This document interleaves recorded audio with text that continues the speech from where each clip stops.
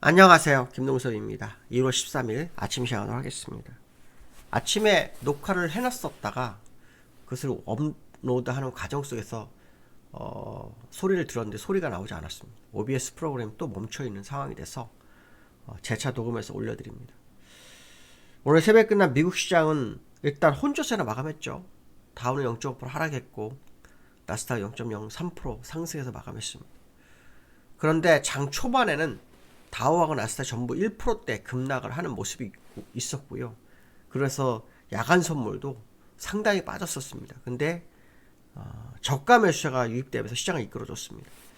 며칠 전에 제가 이번 주에 중요한 이슈는 소비자 물가지수가 중요하다라고 했었는데요. 그 소비자 물가지수가 발표가 됐습니다. 이런 소비자 물가지수는 굉장히 강했습니다. 그로 인해서 시장에 급변동이 일어났다고 볼 수 있는데요. 일단 장 초반에 투매를 저가 매수로 낙폭 흡수 그런 상황이 돼서 그나마 시장이 잘 견뎌내는 그런 흐름인데요. 소비자 물가지수는 0.5% 상승을 했습니다. 시장 예상치 0.3%인데 그래도 0.2% 올랐고요. 2023년도 재작년 8월 이후로 최대치를 기록하는 상황이 됐고요. 그런 소비자 물가지수도 0.4% 상승했습니다. 예상치 0.3% 상승보다 더 늘어났습니다. 유가가 요번에 제법 내렸지만 뭐 거주비나 주거비라든가 중고차, 식료품 가격이 올랐다고 해석을 할 수가 있겠죠. 과거에 트럼프 때 유가는 마이너스 40불까지 간 적이 있었습니다. 마이너스 40불까지. 유가가 더 내려온다면 인플레이션 잡을까 뭐 생각도 드는데요. 쉽지 않을 것 같다는 생각이 듭니다. 특히 트럼프가 관세를 계속 얘기하고 있지 않습니까? 관세가 진행이 되면 25% 관세를 지금 보편화되고 있습니다.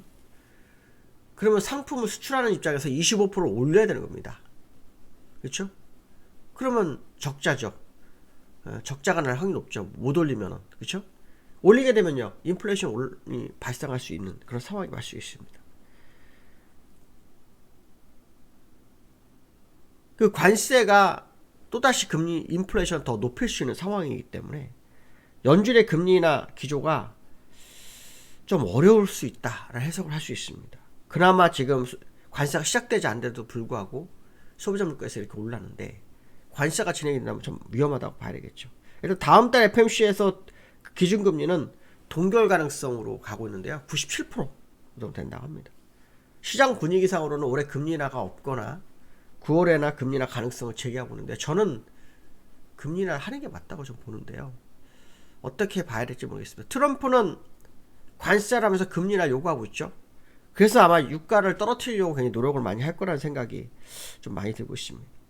오늘 제롬 파월이 어제에 이어서 의회에서 증언을 했죠.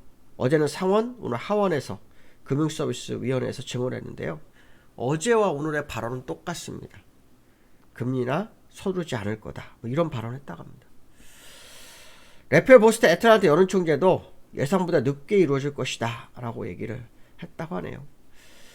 어저께 뉴스 중에서 미국과 러시아가 우크라이나 전쟁 휴전을 본격화할 거다라는 뉴스가 하나 있었습니다. 아마 이게 미국 시장의 낙폭을 줄인 게 아닌가 싶습니다. 왜냐하면 시장의 불확실성을 어느 정도 해소시킬 수 있는 재료가 되죠. 물론 관세에 대한 불확실성은 제기되지 않지만 지정학적 리스크에 대한 불확실성은 줄일 수 있죠. 물론 지난번에 뭐 가자지구 가서 과자를 정보하겠다 이런 발언은 굉장히 위험한 발언이지만 우크라이나 같은 경우에는 얘기가 좀 다를 수 있죠. 그렇죠?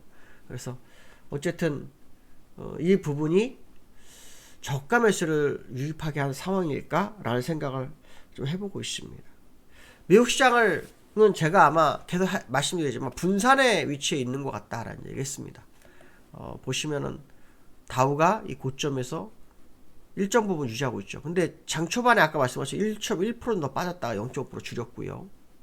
22선을 깨트렸다가 22선 위로 일단 올라온 상황이다 이렇게 보시면 될 것 같고요. 나스닥은 박스권이죠. 박스권인데 나스닥도 장 초반에 0.16% 마이너스 1.16% 정도 빠졌다가요. 플러스 0.2%까지 갔다 0.03%로 마감을 했습니다. 어쨌든 1%대까지 다 하락했다가 살려낸 시장의 모습이다라는 해석을 해볼 수 있을 것 같습니다. 미국 시장에서 제가 아까 유가를 얘기를 했는데요. 유가가 지금 오늘 2% 빠졌습니다. 2.6%.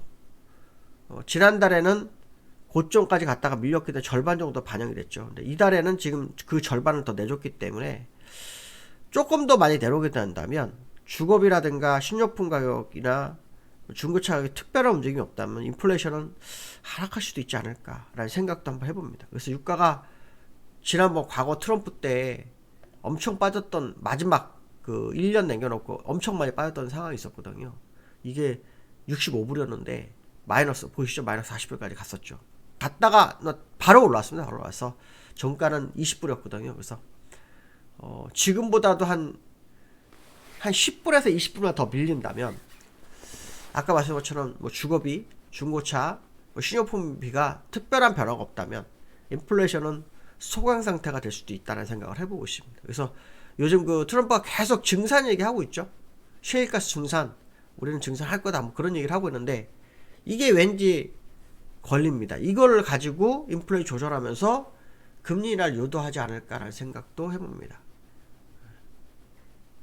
왜냐하면 주거비라든가 이런 것도 사실 정부가 나서기가 굉장히 부담스럽잖아요. 식료품 가격이. 그렇지만 유가는 재고로 조절을 할 수도 있고 정책으로도 조절할 수 있는, 물론 다른 것도 정책을 조절할 수 있죠. 그렇지만 상당히 민감한 부분이 좀 있을 수 있기 때문에 그런 생각한다. 유가가 왠지 모르게 많이 빠질 거라는 생각이 듭니다. 저는 유가가 월봉상으로 더 갈 수도 있다라는 생각을 예전에 가졌었는데요. 그때는 트럼프가 끝났을 때였어요. 근데 지금 트럼프가 다시 들어왔기 때문에 이 기술적 분석을 믿을 수가 없습니다. 트럼프는 좀 그런 게 있습니다. 아시겠지만 과거에 트윗으로 맨날 글을 씁니다. 그래가지고 맨날 그거에 따라 주가가 오르고 내리고 줄이고 오르고, 이게 주식시장에 산 사람만 바라봅니다. 그래서 트윗에 그 팔로워가 엄청 많았지 않습니까? 제가 볼 때는 또 그 상황이 연출될 것 같다는 생각이 자꾸 듭니다. 봐야 될 것 같고요. 두 번째로는 그 트럼프발 관세 전쟁이 진행되니까 우리나라 개미가 전부 다 인버스 곧보스로 밀려가고 있습니다. 그러니까 개미들 하락의 배팅에 나섰다. 어저께 개인 순매수 1위가 곧보스였습니다. 곧보스. 사실 이건 어떻게 보면 저는 나쁘지 않다고 봅니다. 왜냐면 개인이 올라가면 주가는 반대로 가는 경우가 좀 많았거든요. 개인들도 뭐 계속해서 저가 매수 하겠죠. 근데 개인이 맞을 때도 있는데 저는 기술적으로 얘기를 했을 거예요. 미국이 분산할 때 우리나라는 분명히 고점까지 갔다가 같이 죽을 거다. 그래서 미국이 분산하는 시간을 8개월 이상 본다. 짧게는 6개월, 길게는 1년, 중간은 8개월. 그 얘기를 한번 해드렸을 거예요. 그죠?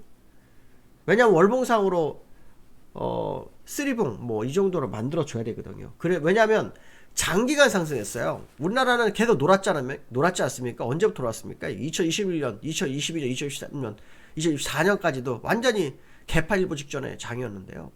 이런 표현 써서 죄송합니다. 사실이니까요. 미국은 계속 올랐어요. 무진장 많이 올랐습니다. 수십 년, 거의 20년 가까이 오르고 있었던 것 같습니다. 언제부터 올랐냐면 2009년도부터 지금까지 올랐으니까요. 16년, 17년 오른 겁니다. 17년. 그렇죠?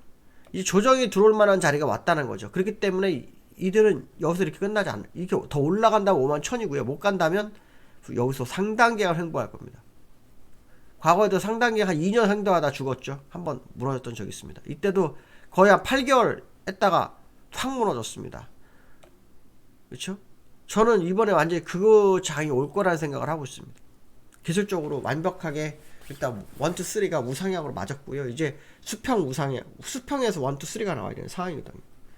그러니까 미국이 분산을 어설프게 할 때 우리는 그동안 못 올라온 거를 줄 거다라는 생각을 좀 많이 하고 있습니다. 이제 그 부분을 한번 보실 필요성이 있고요. 어저께 수급적으로 외국인의 그 매수가 3,720억이 어저께 막판에 들어왔습니다. 막판에.